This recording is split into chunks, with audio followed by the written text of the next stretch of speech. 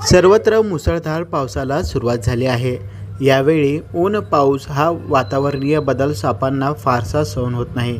साप हे शीतरक्ताचे असल्याने मोकळ्या हवेत फिरण्यासाठी ते बिळातून बाहेर पडतात। विषारी सापांचा नाग, घोणस, मण्यार, फुरसे या 4 प्रजाती आहे। पावसाळ्यातच साप बाहेर का निघतात व कशा प्रकारे काळजी घेण्यात यावी याचीच माहिती आपण आज नेचर कॉन्झर्वेशनचे कार्याध्यक्ष भरत छेडा यांच्याकडून जाणून घेणार आहोत। मी भरत छेडा, कार्याध्यक्ष नेचर कॉन्झर्वेशन सर्कल सोलापूर। आम्ही पक्षी, प्राणी, साप या सगळ्या निसर्गातल्या घटकांसाठी काम करतो। गेली 1984 पासून या फील्डमध्ये आहे आणि आता बराचसा पावसाळा चालू झालेला आहे आणि बऱ्याच ठिकाणी साप निघतात।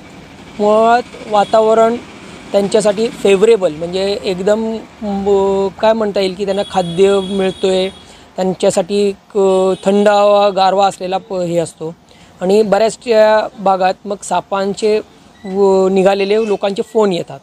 मुळात आम्ही म्हणतोय की लोकांना साप ओळखायला शिका, साप पाहायला शिका। साप काय असा प्राणी नाही आहे की जो तुमच्या मागं येतोय आणि तुम्हाला खातोय।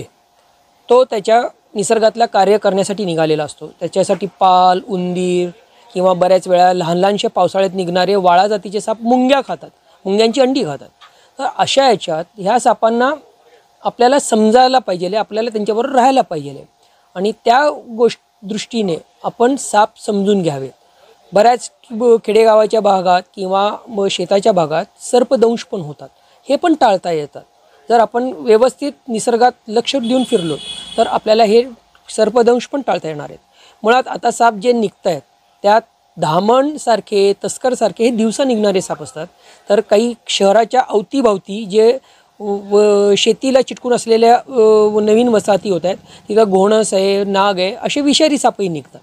मुळात आपल्याकडे सोलापुरात 28 प्रकारचे साप निघतात।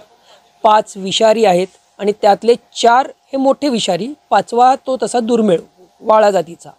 तर मण्यार, नाग, घोणस, फुरस हे 4 साप विषारी जे आहेत ते ओळखायला शिकूयात। आजकाल गुगलवरती भरपूर त्याच्याबद्दल माहिती आहे, सोशल मीडियावरती योग्य ही माहिती आहे आणि चुकीची पण माहिती आहे। तर आम्ही म्हणतो की योग्य माहिती समजायला घ्या।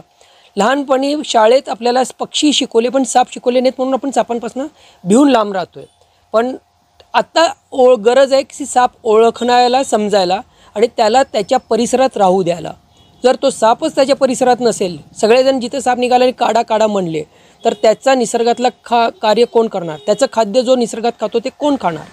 म्हणून सगळ्यांना विनंती आहे की साप फक्त थोडकेच आहेत, ते ओळखायला शिकूयात, पाहायला शिकूयात आणि त्यांच्याबरोबर राहायला शिकूयात।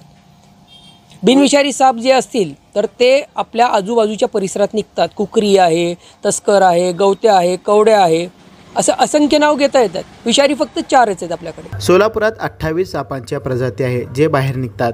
त्यातील 5 विषारी साप आहे आणि त्यामधील 4 मोठे विषारी साप आहे।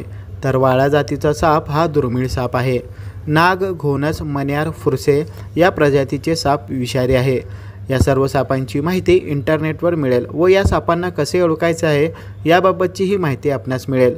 लहानपणी आपल्याला शाळेत पक्षी शिकवले पण साप शिकवले नाही, म्हणून आपण सापांना भीत आहोत। आता गरज आहे की आपण सापाला ओळखता आला पाहिजे आणि त्याला त्याच्या परिसरात राहू दिला पाहिजे, असा सल्ला नेचर कॉन्झर्वेशनचे कार्याध्यक्ष भरत छेडा यांनी दिला आहे।